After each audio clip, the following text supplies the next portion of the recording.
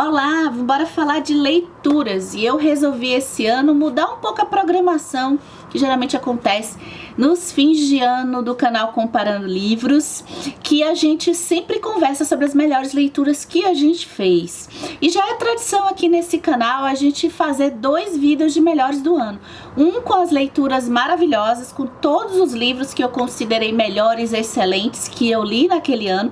E depois a gente tem o tradicional Top 10, que eu faço um ranqueamento propriamente dito, fazendo 10º lugar em termos de gosto das melhores leituras. Então, eu resolvi esse ano fazer os melhores do ano. O primeiro vídeo, que sempre sai, de 2 partes. E eu convido você para deixar aqui nos comentários as melhores leituras que você fez nesse primeiro semestre de 2021. E vale também quadrinhos, vale também poesia, vale também textos, vale também até séries, filmes. Pode deixar os melhores que vocês encontraram aí nesse primeiro semestre pra gente trocar as figurinhas. Nesse meu vídeo aqui eu vou falar dos livros de ficção e não ficção. Eu vou deixar contos, quadrinhos, pra gente conversar no comecinho de 2022, né? Finalzinho de 2021, comecinho de 2022. E uma informação importante também é que esses livros que eu vou comentar aqui com vocês não estão em ordem de preferência, tá? Eu, somente para organizar, vou falar da ordem cronológica que eu fui terminando de ler ao longo do ano. Eu vou começar falando de um livro que, por coincidência, foi a primeira leitura que eu terminei esse ano, olha, que é O Planeta dos Macacos, do Pierre Bourdieu. Eu peguei essa edição aqui no plástico, que é No Futuro, uma edição que eu quero sortear aqui para vocês. É um livro que é interessante porque O Planeta dos Macacos é uma história de certa forma conhecida, porque tem, acho que 5 filmes, se eu não me engano, e eu assisti todos. Eu assisti 5 filmes, eu não sei se tem mais, eu assisti desde a versão antiga até aquela trilogia recente, que é até a minha preferida, se eu não me engano é do Matt Reeves, o diretor. E esse livro eu já li sabendo da história, né? Foi uma leitura que eu fiz já conhecendo a história. E como que ela se tornou talvez assim uma experiência maravilhosa, justamente pelo jeito que ela é contada aqui no livro, e que faz a gente entrar como um relato de um cientista. Outra leitura incrível desse ano foi o ensaio do Tolstói, que virou livro, O que é arte. Eu pude pensar a arte de uma outra forma. Eu pude ver como que o Tolstói, eu acho que talvez até para fazer leituras de livros do Tolstói, acho que foi bem interessante para entender a linha dele de trazer uma humanidade e sempre o pensamento na origem da autoria. E esse ensaio tem aqui um vídeo que não teve como eu não relacionar o debate da autoria, até que ponto a gente, como aquela obra de arte é constituída, interfere na nossa experiência com a própria arte. Uma aviso importante é que todos esses livros que eu tô falando aqui, que tiverem vídeos no canal, vão estar aqui embaixo no box de descrições desse vídeo no YouTube, ou pode também aparecer, se você estiver vendo por aqui, pode aparecer algum link aqui no vídeo também. E lembrando que existe uma playlist aqui no canal chamada Leituras, que eu falo mais sobre esses livros, tá? A ideia aqui é não comentar tanto, é apenas mostrar os livros que eu gostei mais. Vamos ao próximo? Que delícia foi ler dessa vez, assim, na verdade uma releitura, mas assim, de um jeito novo pra mim, que foi História da Beleza, do Umberto Eco. Um livro que eu já tinha lido, mas eu li muito ele sem ser na ordem e usava pra consultar partes.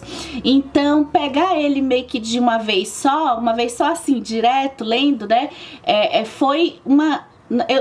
Eu já amava esse livro e eu não sei se quantas vezes eu vou ler na minha vida, porque é um livro que eu quero sempre estar aqui para consultando, se eu não vou gostar cada vez mais. É impressionante para quem gosta de arte e para quem gosta de pensar o tema do belo na arte como um todo, na arquitetura, na pintura, na escultura. A gente faz esse passeio incrível com Umberto Eco, que também cataloga impressões sobre a beleza de filósofos e pensadores ao longo da história. Esse aqui rolou uma excelente discussão, que foi A Senhora de Whitefell Hall, da Anne Brontë.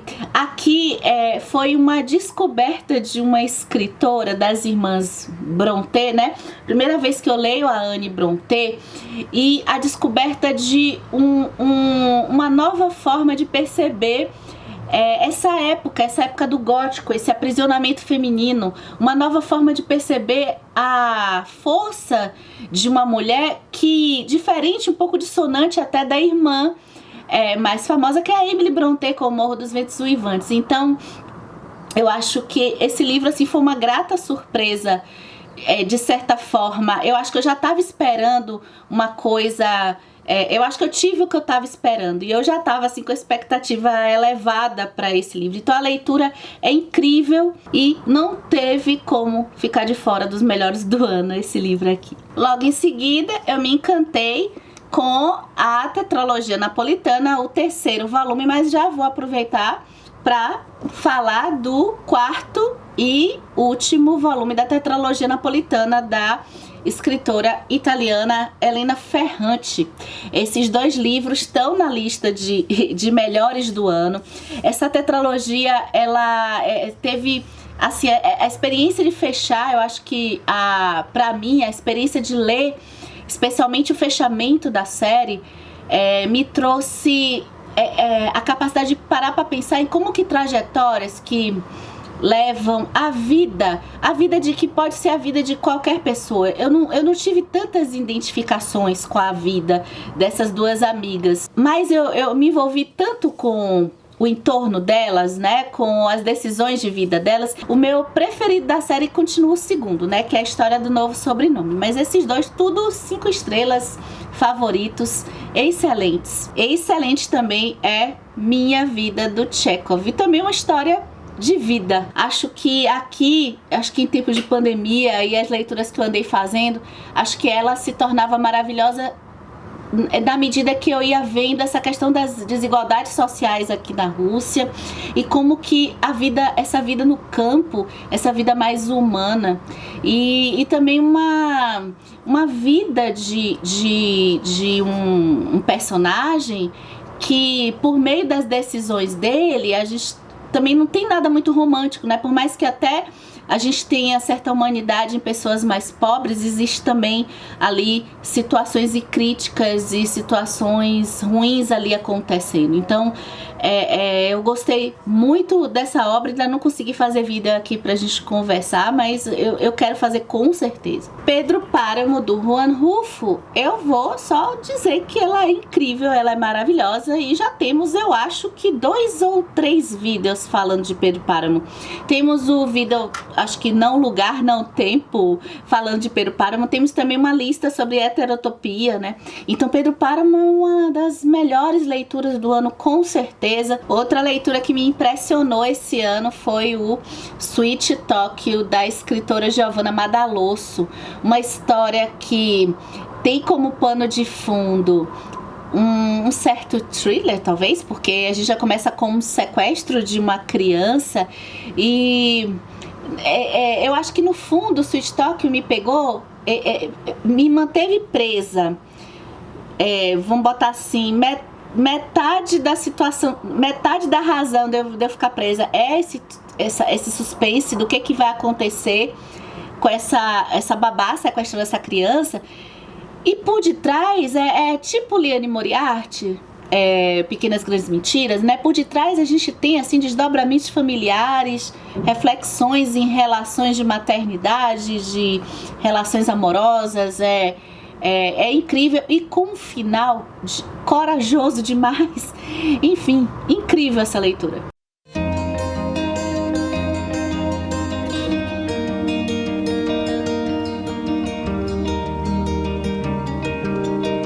Já tem aparecido aqui no canal, se eu não me engano, na tag da não ficção. De vez em quando aparece aqui no canal o História de Deus, da Karen Armstrong. Um livro de não ficção que vai contar a história de Deus, né? Quando que a ideia, no caso a ideia de Deus e a fé, e especialmente nas três religiões, islamismo, cristianismo e judaísmo, como que apareceu esses primeiros escritos. E ela é historiadora. E, gente, é tanta informação nesse livro, mas ao mesmo tempo o tema que nessa época eu ainda gosto, mas nessa época eu estava tão voraz para perceber ideias falando das escrituras, que a minha referência é só a Bíblia, mas dessas ideias, dessa construção social e dessa construção de fé, que eu fiquei assim ávida pela leitura. Meu próximo favorito é o Mitologia Grega, né? As mais belas histórias da antiguidade clássica. Eu fui, de certa forma, estimulada por umas aulas que eu estava fazendo no canal INEF, Isto Não É Filosofia. Tem aparecido aqui nos vlogs do canal várias dicas, além das leituras, sabe? Próximas de referências das leituras. Tá lá nos vlogs aqui do canal, essas dicas estão lá nos vlogs.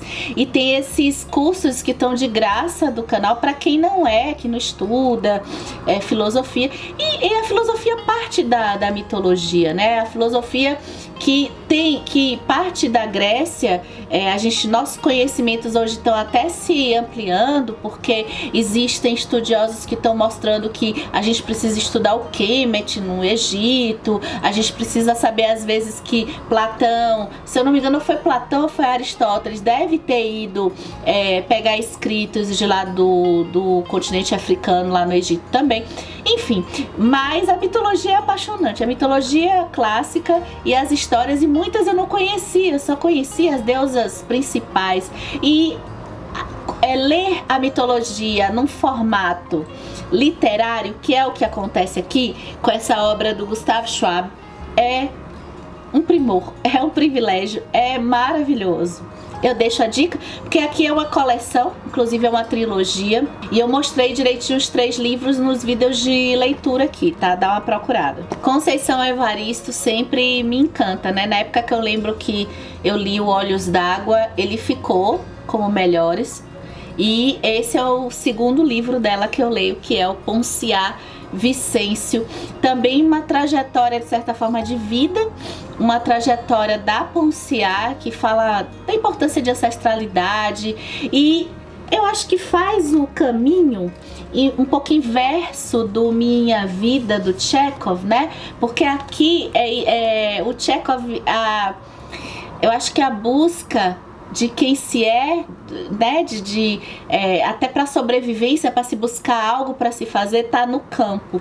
Enquanto a Conceição com o Ponciá, que tá dentro, mais próxima da nossa realidade aqui, a busca da sobrevivência, a busca de algo melhor tá na cidade. E olha só o que eu li esse ano: Ideias para Adiar o Fim do Mundo, do Ailton Krenak. Ailton Krenak é a primeira vez que eu leio, eu assisto ele em vídeos e já estava impressionada com as reflexões filosóficas. Eu acho que o Ailton Krenak, ele junta assim a sociologia com a filosofia de um jeito, essas ideias, esses pensamentos que a gente precisa sair do eixo europeu para a gente perceber as nossas decisões, a nossa política, a nossa sociedade sobre um outro ponto de vista. Eu acho que não tem como ler Ailton Krenak e passar assim em branco numa jornada literária nossa, sabe? É incrível, é sensacional, e tem mais livros dele por aí, dá uma procurada. E os vídeos também. Excelente os vídeos dele aqui na internet. Estamos chegando daqui a pouco ao final. Temos aqui a Margaret Hago, a estudo dela, que é não ficção, tá? O estudo dela parte do Foucault, juntando com o feminismo, né? Com essas estruturas de poder. No primeiro livro dela, ela já publicou 3. Se eu não me engano, tá? Pode até ter mais, mas de que eu vi 3. Nesse primeiro, ela estudou a publicação dos primeiros operários aqui do final do Brasil, do século XIX e início do século XX. Publicações que também envolviam publicações de mulheres, mulheres que já estavam denunciando a eugenia no final do século XIX, gente. Então, como não se encantar com esse livro aqui? Eu deixo aqui a dica para vocês procurarem a Margaret Hago, se vocês se interessam pelo assunto do feminismo e até para entender um pouco da nossa história sobre outros pontos de vista.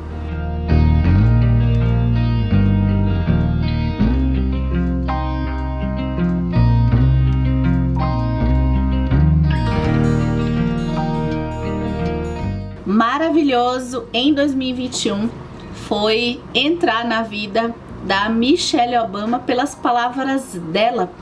Eu ouvi dizer até que quem adquire o audiolivro, ela mesma é que está narrando.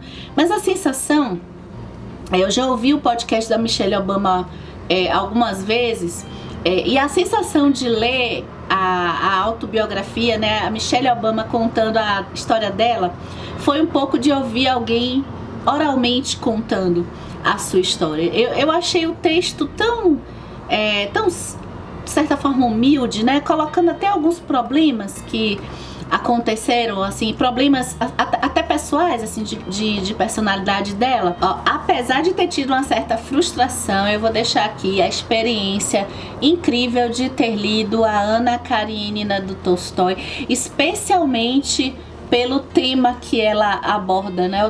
Esse tema do adultério e da sociedade russa, que tem um diálogo tão grande com a nossa, com relação a gente vê essa sociedade burguesa se formando de um jeito, copiando muito a França, muito parecido. A gente tem lido os contos de Machado de Assis aqui neste canal, conversado sobre cada conto do Machado, e a gente vê essa influência francesa. E cada família percebendo assim, o impacto de uma mulher que decide sair do seu casamento, e o impacto de uma mulher que se apaixona por um homem não é o mesmo de um homem ter um relacionamento amoroso fora do casamento, por exemplo. Impressionada eu fiquei enquanto eu lia o Bovarismo Brasileiro da psicanalista Maria Rita Kell. Gente, conheçam Maria Rita Kell. Duas mulheres. Se eu tivesse que dizer esse ano, se eu tivesse que dizer conheçam, a Margaret Hago, que apareceu aqui com o do Cabaré do Lar, e a Maria Rita Kell. Simplesmente sensacional. E quem gosta de literatura vai amar a Maria Rita Kell, porque ela explica situações ligadas à psicanálise com a literatura. Cada vez que um livro de poesia ou uma poesia toca o meu coração, eu fico assim impressionada, porque é uma leitura que eu ainda me sinto muito aprendendo, muito engateando, praticamente no útero da minha mãe ainda, na leitura de poesia. E vem que eu conheço, nos vlogs do canal eu venho falando de alguns eventos, né, lá nos vlogs, e aí eu participei da mostra literária e conheci essa escritora baiana, pertinho. Já combinamos, quando terminar a pandemia eu vou poder conhecer escritor. É um negócio que eu fico assim, nossa, parece até surreal, que é a Luíse Queiroz, com esse livro de poesia que conversou muito com o meu coração, que é Os Girassóis Estendidos na Chuva. Presta atenção nesse título, porque já começa um título excepcional. Girassóis estendidos na chuva. Se a gente fechar os olhos e imaginar, a gente já vê o que essa moça faz com as palavras aqui. Não tem jeito, todos os livros, até agora que eu li, das Crônicas de Gelo e Fogo do George R. R. Martin, são excepcionais. Que negócio incrível, a Tormenta de Espadas. Matei saudade dos personagens e pude ver as diferenças que tem de linhas narrativas aqui que o George R. R. Martin já coloca com relação à série, e como que alguns episódios na série são tão extensos, né, que acontece aqui nesse livro da Tormenta de Espadas, eram mais extensos e aqui se passa mais rápido, e outros que na série passa batido, aqui ele dá uma importância e eu acho que o que se chama... Eu não sou especialista, tá? Não me leve em consideração, por favor, não estudo letras. Mas assim, o George R. R. Martin pra mim é o rei da narrativa. O jeito que ele escolhe contar, separando por personagens... Isso aqui, gente, é muito grosso, mas passa rápido, porque um personagem tem um capítulo muito curto. Aí ele deixa uma certa curiosidade pra gente. Só vai voltar naquele personagem páginas depois, porque a gente já tá vendo a história de outro personagem. Apaixonada pela teoria literária, apesar de não ser uma leitora estudiosa, mas a gente acaba querendo conhecer um pouco, né? E ainda mais a história da literatura. Eu fui ler uma coleção que eu comprei tem um tempinho, tem uns 2 anos, mas eu não tinha ainda coragem de ler. Eu fui ler o Otto Maria Carpo, que tem uma coleção de uma série de livros somente falando da história da literatura ocidental, e eu me encanto, acho que talvez pegando o livro certo no momento certo, aconteceu o encantamento de ir lá, assim, livros que eu já conhecia, outros que eu, livros, escritores, histórias, livros não, porque não tinha livro nessa época, né? Começando aqui pelos gregos, né? Pela parte da antiguidade clássica, e Dostoiévski tem que sempre aparecer nas minhas leituras. Eu ando tão empolgada fazendo os cursos do Dostoiévski, tenho falado no Instagram, dá uma passada lá pra acompanhar. E eu, assim, descobrindo Dostoiévski, acho que aqui é o que é a minha sexta leitura, sexta ou sétima leitura de Dostoiévski, que é o Bobok, e a gente vai conversar sobre ele ainda aqui neste canal. Aguardem, porque é uma história incrível, tá nos melhores do ano. É um conto que eu já fiquei curiosa pela premissa dele, que tem um homem que vai conversar com o fantasma, que já me lembrou Pedro Páramo, que tá nesse melhores do ano. Então eu fui na leitura dele, ele é um conto bem curtinho, e me encantei ainda mais com, nessa edição da editora 34, a tradução é do Paulo Bezerra, e eu fiquei assim encantada como que eu não sei o tanto que Machado de Assis leu Dostoiévski, mas eles têm um diálogo incrível nas obras deles. Cada vez que eu vou lendo um e vou lendo o outro, então em breve a gente conversa junto com o Alienista. E olha que já tá terminando junho e tem esse livro que fica nos melhores do ano, porque o mês de junho eu terminei 2 livros também sensacionais. Um deles foi As Relações Perigosas, que eu vou pronunciar errado, mas vou tentar, no Choderlos de Laclos, falei errado, escritor francês, e um livro epistolar que assim me encantou primeiro pelo texto. Eu fiquei encantada com essas cartas trocadas e um tema tão antigo, um tema antigo de jogos amorosos, né?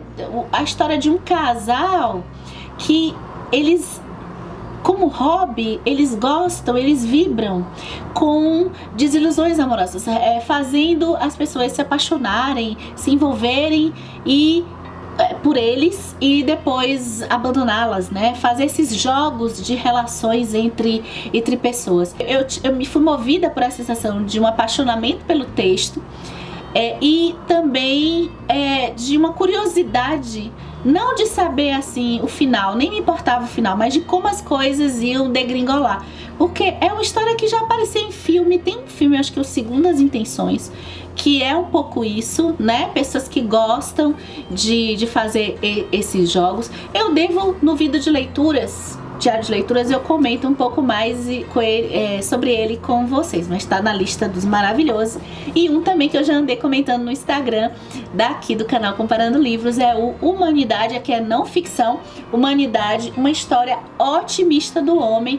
O que mais me surpreendeu foi gostar, eu fui com um pé atrás, a gente anda com o pé atrás com relação ao otimismo. Fiz essa reflexão comigo, né? A gente pensa que porque volta e meia tem negacionista por aí, né, gente? Então o jeito que ele monta pra falar de história, que ele monta o texto dele, é um jeito parecido com o Harari, porque ele junta aspectos de outros assuntos misturados, filosofia, sociologia, mas ele tem um cunho mais lembrando um certo jornalismo também. E também ele faz uma experimentação aqui de como que não necessariamente a tendência humana inicial e instintiva é para se destruir.